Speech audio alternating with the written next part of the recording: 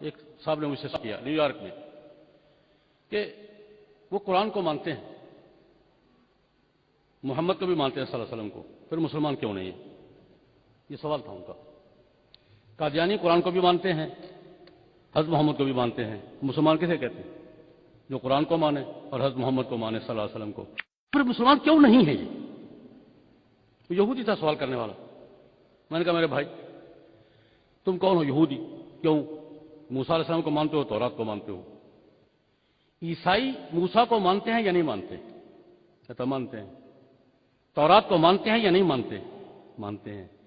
میں نے کہا عیسائی یہودی عیسائی جو ہیں موسیٰ علیہ السلام اور تورات کو ماننے کے باوجود یہودی نہیں ہیں، اگر وہ یہودی ہونے کا کلیم کریں گے تو مانو گے؟ نو۔ کیوں؟ کہتے ہیں کہ وہ تورات کو بھی مانتے ہیں، موسیٰ کو بھی مانتے ہیں، لیکن اس کے بعد ایک اور نبی کو مانتے ہیں، ایک اور کتاب کو مانتے ہیں۔ بے شک مانتے پھر ہیں تورات کو، بے شک مانے وہ موسیٰ علیہ السلام کو، لیکن ان کے بعد وہ انجیل کو بھی مانتے ہیں اور عیسیٰ کو بھی مانتے ہیں، اس لیے وہ یہودی نہیں ہیں۔ میں نے کہا آگے چلو۔ عیسائیوں کے بعد میں مسلمان ہوں الحمدللہ، تورات کو بھی مانتا ہوں، موسیٰ کو بھی مانتا ہوں، عیسیٰ کو بھی مانتا ہوں، انجیل کو بھی مانتا ہوں۔ اگر خدا نہ کرے میں مثال کے طور پر کروں، میں کلیم کروں کہ میں یہودی ہوں، مانو گے؟ کہ نہیں؟ اس لیے کہ تم عیسیٰ اور انجیل کے بعد ایک اور نبی کو مانتے ہو، محمد کو مانتے ہو، قرآن کو مانتے ہو علیہ الصلوات والتسلیمات۔ میں نے کہا میرے بھائی یہی مسئلہ ہے، عیسائی موسیٰ علیہ السلام اور تورات کو ماننے کے باوجود یہودی نہیں کہلا سکتے، اس لیے کہ انہیں نبی مانتے ہیں، نئی کتاب مانتے ہیں۔ مسلمان موسیٰ علیہ السلام اور تورات اور عیسیٰ علیہ السلام اور انجیل کو ماننے کے باوجود نہ یہودی کہلا سکتے ہیں نہ عیسائی کہلا سکتے ہیں۔ کیوں؟ ان کے بعد وہ حضرت محمد کو مانتے ہیں اور قرآن کو مانتے ہیں۔ میں نے کہا میں یہ چیلنج نہیں کرتا، مانتے ہوں گے قادیانی قرآن کو مانتے ہوں گے، حضرت محمد کو بھی مانتے ہوں گے، میں چیلنج نہیں کرتا، اس بات میں نہیں پڑتا میں۔ لیکن جس اصول پر پہلا تسلسل چل رہا ہے وہ حضرت محمد صلی اللہ علیہ وسلم کے بعد اور قرآن کے بعد مرزا غلام احمد کو نبی مان کر اور اس کی کتاب تذکرہ کو وہی مان کر وہ مسلمانوں میں شامل نہیں۔ اگر حضرت عیسیٰ اور انجیل کو ماننے والے الگ مذہب ہیں، حضرت محمد صلی اللہ علیہ وسلم اور قرآن کو ماننے والے الگ مذہب ہیں، تو اس کے بعد کسی بھی نبی اور کسی بھی وحی کو ماننے والے الگ مذہب ہیں۔ تو نے کہا ٹھیک ہے یہ بات تو سمجھ میں آ گیا، کہتا ہے میری بات سمجھ میں آ گئی ہے۔ اچھا ان کے حقوق کیوں تم پامال کرتے ہو؟ حقوق کیوں نہیں مانتے؟ میں نے کہا کون سے حقوق؟ تو ان کا کلیم یہ، ان کا دعویٰ یہ ہے کہ ہمارا ٹائٹل اسلام کا رہے گا۔ میں نے کہا میں تم سے پوچھتا ہوں، ایک فرم ہے، کمپنی ہے، 100 سال سے ایک ٹریڈ مارک پر، ایک نام پر کام کر رہی ہے، اس کا ایک نام ہے، اس کی ایک ساکھ ہے، اس کا ٹریڈ مارک ہے، لوگو ہے اس کا۔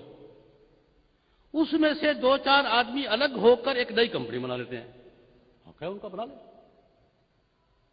ایک 100 سال سے چلے آنے والی کمپنی کے 4 آدمی الگ ہوتے ہیں، ایک الگ کمپنی بنا لیتے ہیں۔ یہ نئی کمپنی پرانی کمپنی کا نام استعمال کرنے کا حق رکھتی ہے، لوگو استعمال کرنے کا حق رکھتی ہے، ٹریڈ مارک استعمال کرنے کا حق رکھتی ہے۔ اور اگر کمپنی نئی ہے، نام پرانی کا استعمال کریے، قانون اس کو کیا کہتا ہے؟ دنیا کے کسی ملک کا قانون کسی فرم سے الگ ہو کر نئی فرم بننے والی کو پرانی فرم کا نام استعمال کرنے کا حق دیتا ہے، اس کا ٹریڈ مارک استعمال کرنے کا حق دیتا ہے، اس کا لوگو استعمال کرنے کا حق دیتا ہے۔ جب دنیا کی کسی قانون میں اس کی گنجائش نہیں ہے تو یہاں یہ فراڈ کیوں روا رکھا جا رہا ہے؟ میں نے کہا بات یہ نہیں ہے کہ ہم ان کے حقوق نہیں مانتے۔ میرا ایک سوال ہے، میں پاکستان سے تعلق رکھتا ہوں، پاکستان کے حوالے سے، پاکستان میں عیسائی رہتے ہیں یا نہیں رہتے؟ یہودی رہتے ہیں یا نہیں رہتے؟ سکھ رہتے ہیں یا نہیں رہتے؟ ہندو رہتے ہیں یا نہیں؟ ہم نے کبھی کسی پہ چڑھائی کی ہے کہ وہ جلسہ کیوں کر رہا ہے جی، وہ کیوں اپنی تبلیغ کر رہا ہے جی، وہ کیا کر رہا ہے جی؟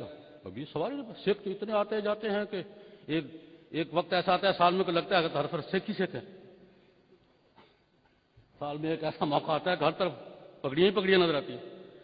کبھی کسی عالم دین نے سوال اٹھایا ہو؟ سوال یہ ہے کہ عیسائیوں پر سوال کیوں نہیں ہے، یہودیوں پر کیوں نہیں ہے، سکھوں پر کیوں نہیں ہے، ہندوؤں پر کیوں نہیں ہے، قادیانیوں پر کیوں ہے؟